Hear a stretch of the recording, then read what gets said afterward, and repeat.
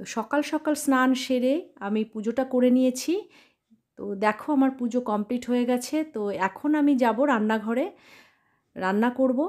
সমস্ত রেডি করা আছে, এবার চটপট করে রান্না করব, কারণ ছেলে খেয়ে বেরোবে আর দুপুরের রান্নাটাও আমি একবারে করে নেব।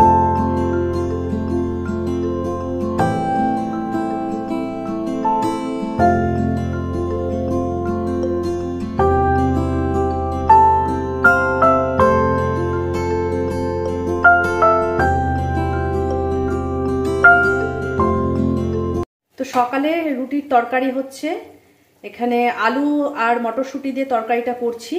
আর ফোড়নে দিয়েছি শুধু পেঁয়াজ, একটা গোটা পেঁয়াজ কেটে কুচিয়ে দিয়েছি, আর তার সঙ্গে কাঁচা লঙ্কা আর নুন হলুদ এবং স্বাদ মতন একটু মিষ্টি দেব। একদম সিম্পল তরকারি। তো রুটির জন্য আজকে এই তরকারিটাই করছি। আমার রুটির তরকারি অলমোস্ট হয়ে গেছে, এবার আমি নামিয়ে নেব। সব আলু সেদ্ধ হয়ে গেছে, আর নুন মিষ্টিটাও আমি দেখে নিয়েছি। আর এই মটর আর কড়াইশুঁটি আর আলু দিয়ে করে দেখো তরকারিটা, রুটি দিয়ে খেতে খুব ভালো লাগবে। আর এতে অন্য কোনো কিছু যাবে না ফোড়ন, শুধু পেঁয়াজ ফোড়ন আর কাঁচা লঙ্কা।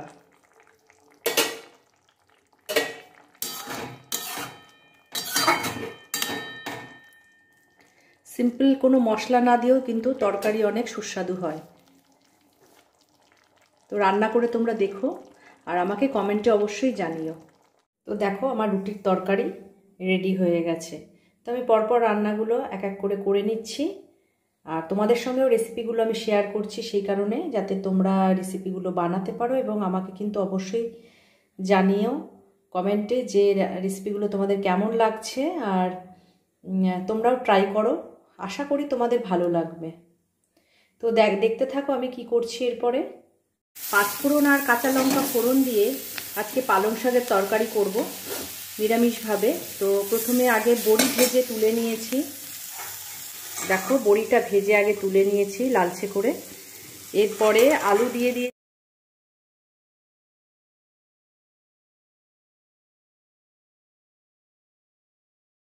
ফোড়নে দিয়েছিলাম কাঁচা লঙ্কা আর পাঁচফোড়ন দিয়ে আলু ছেড়ে দিয়েছি। আলুটা ভাজা ভাজা হয়ে গেছে, তখন আমি বেগুনটা দিলাম। বেগুন দেওয়ার পরে বেগুনটাও একটু হালকা ভাজা হয়েছে, আমি লবণ আর হলুদও দিয়ে দিয়েছি। আর বড়িটা ভেজে নিয়েছি। অল্প শীষ হয়েছে এই পালংগুলোতে।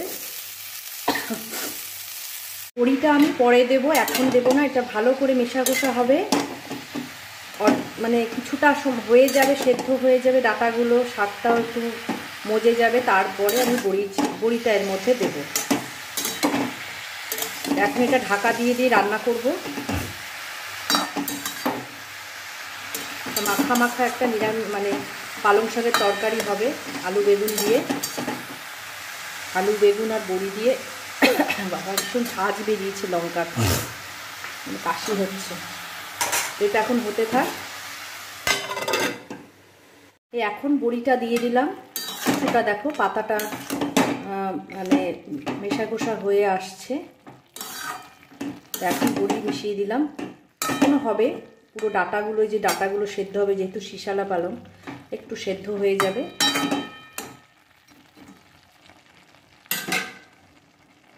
তো দেখো এটা হয়ে গেছে সেদ্ধ। আমি হাত দিয়ে দেখে নিলাম ডাঁটাগুলো সেদ্ধ হয়ে গেছে। এই যে ডাঁটাগুলো সব সেদ্ধ হয়ে গেছে। এই যে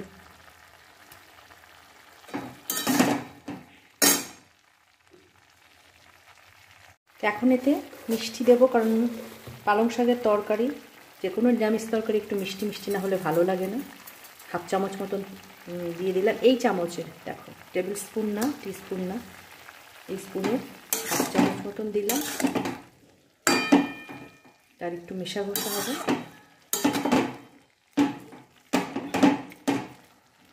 বড়িগুলো ফুলে গেছে, তার মানে এগুলো হয়ে গেছে। একটু ভেঙে দেবো দু একটা বড়ি।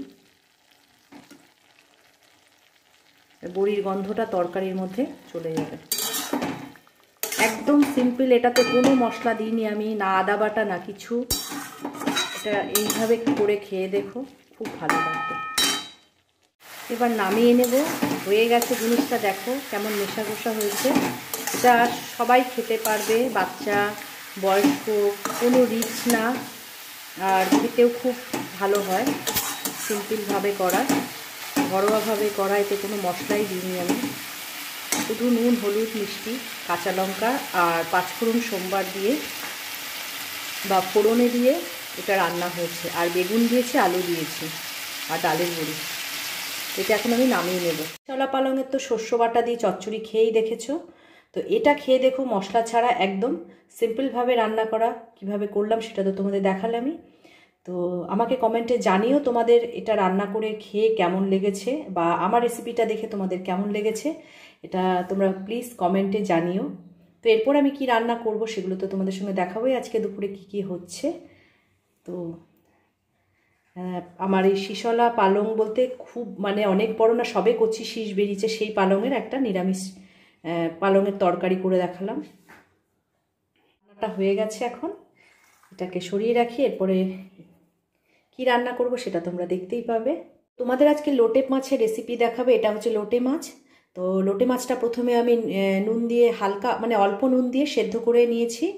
সেদ্ধ বলতে যাতে কাঁটাটা মানে ভেতর থেকে নেওয়া যায় সেইভাবে করে কাঁটাটা ছাড়িয়ে রেখেছি। তো এটা হলো লোটে মাছ। তা আর লোটে মাছের যেটা লাগছে, এটা রসুন কুচি, লঙ্কা কুচি, আদা বেটে নিয়েছি, এখানে আছে পেঁয়াজ কুচি, এখানে লোটে মাছের সাথে দেবো আলু ছোট ছোট করে কেটে নিয়েছি, বেগুন কেটে নিয়েছি ছোট ছোট করে, এটাকে আগে ভাজবো, সেটা দেখতেই পাবে আমি কি করছি। আর ধনে পাতা নিয়েছি। তো এবার রান্নাটা করব। তো দেখো কিভাবে রান্নাটা আমি করছি। আর আন্দাজ মতন নুন হলুদ তো লাগবেই, তার সঙ্গে আমি অল্প শুকনো লঙ্কার গুঁড়োও দেবো, সেটা আমি যখন রান্না করব তখন তার মধ্যে আমি অ্যাড করব, তখনই তোমাদের সেটা দেখাবো। এখানে আমি যেগুলো কেটে রাখার জিনিস সেগুলো করে মানে সাজিয়ে রেখেছি।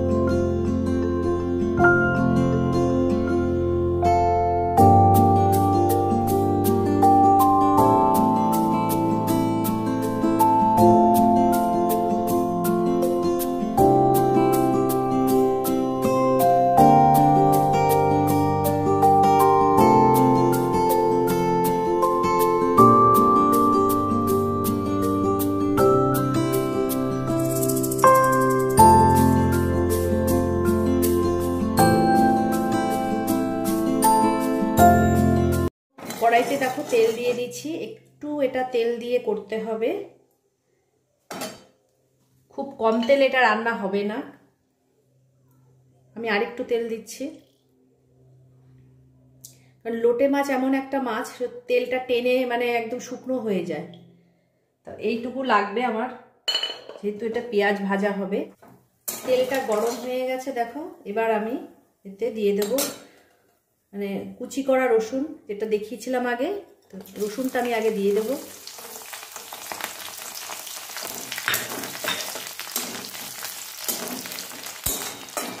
রসুনটা একটু ভাজা হবে, এটা আমি দিয়ে দেবো কুচি করে রাখা পেঁয়াজ।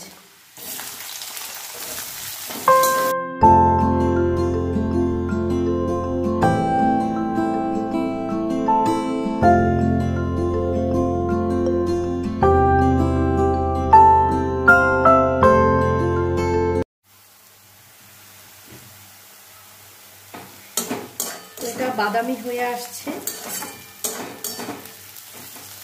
এবার এতে আমি দিয়ে দেব কাঁচা লঙ্কা কুচি যতটা কেটে রেখেছিলাম,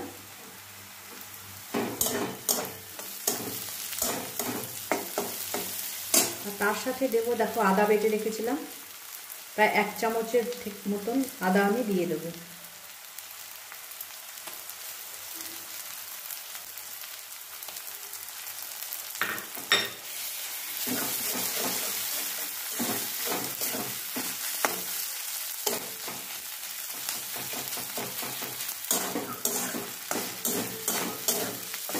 এখন এতে আমি পরিমাণ মতন লবণ দিলাম, যেহেতু আগে একটু দিয়েছিলাম পেঁয়াজ ভাজার সময়, এখন সেটা বুঝেই আমাকে লবণটা দিতে হবে।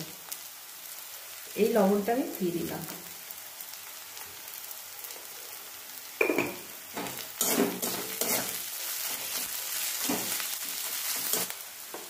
হলুদ দিয়ে দেবো এবারে।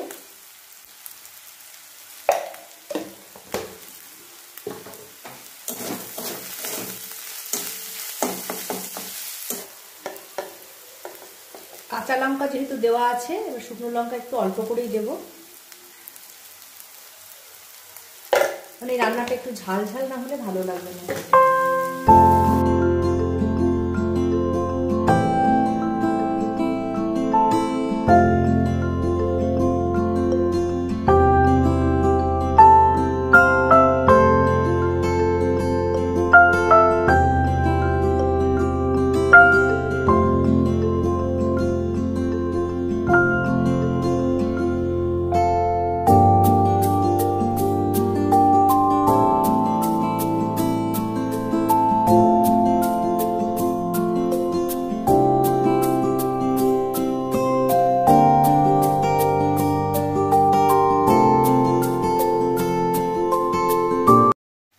এবার আলুটা দিয়ে দিয়েছি, আলুটা কিছুক্ষণ হবে, তারপর আমি বেগুনটা দিয়ে দেবো। যে বেগুন এখানে ভেজে রাখা আছে, বেগুন আমি এর পরে দেবো, আর তার সাথে সাথে কেটে রাখা যে ধনে পাতাটা ছিল সেটাও দিয়ে দিচ্ছি।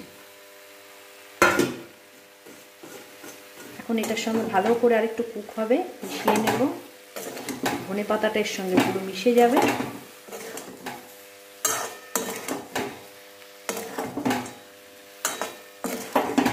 বেগুনটা একদম আমি নামানোর আগেই দিলাম, তার ওইটা ভালো করে মিশে যাবে। আর আমি লবণটা দেখে নিয়েছি, একদম ঠিক আছে। তোমরাও এটা দেখে নেবে, কারণ কি একবারে দিয়ে দেবে না, এই মাছটা এমনি লবণাক্ত মাছ। তো দেখো এটা আমার অলমোস্ট হয়ে গেছে, এতে আর কিছু যাবে না। যেরকমভাবে আমি রান্না করলাম এটা এইভাবেই, এই মশলা দিয়েই হবে। নর্মালি আমরা লোটে মাছের ঝোড়া খেয়েছি, অন্যরকমভাবে খেয়েছি আরও অনেক রকম। তো আমি বেগুন আলু দিয়ে এটা তোমাদের করে দেখালাম। এটা হয়ে গেছে, এবার নামিয়ে নেব। দেখো আমি নামিয়ে নিয়েছি, রেসিপিটা আমার কমপ্লিট। দেখতে পাচ্ছ বেগুন আলু দিয়ে লোটে মাছের ঝুড়ো, এটাই বলা যেতে পারে। আমরা তো শুধু লোটে মাছের ঝুড়ো খাই, তো বেগুন আলু দিয়ে লোটে মাছের ঝুড়োটা। রেসিপিটা কেমন লেগেছে তোমরা অবশ্যই বলো কমেন্টে। তো আমার লোটে মাছ রান্না করা কমপ্লিট। তো আজকে ডালও করেছি, সেটা হচ্ছে মূলো দিয়ে মটরের ডাল। তো এটাও রান্না হয়ে গেছে। দেখো এটা আর আমি তোমাদের ডিটেলসে দেখাইনি। তো ডালটা জাস্ট আমি এখন এই রান্না করে নামালাম।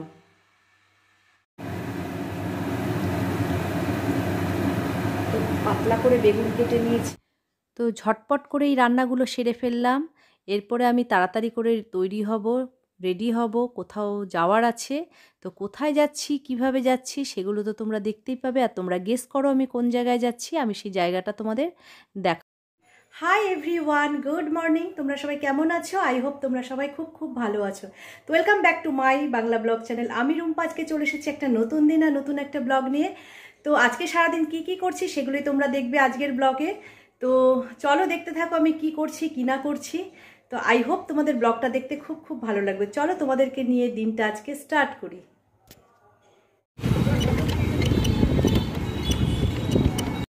রিকশায় বসে গেছি, স্টেশনে যাব, ট্রেন ধরবো, কিন্তু কোথায় যাচ্ছি সেটা তোমরা গেস করো সবাই।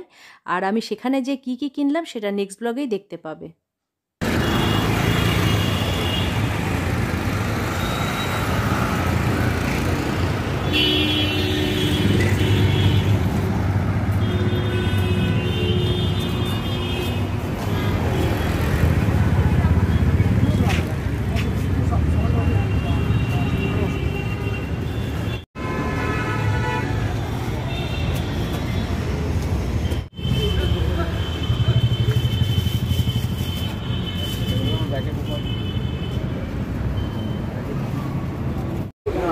কোনগুলো? ক্লাচার টাইপের যেগুলো?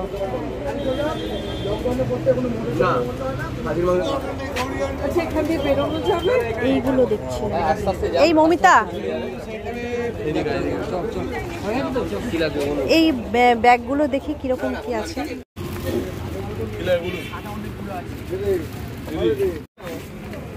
হ্যাঁ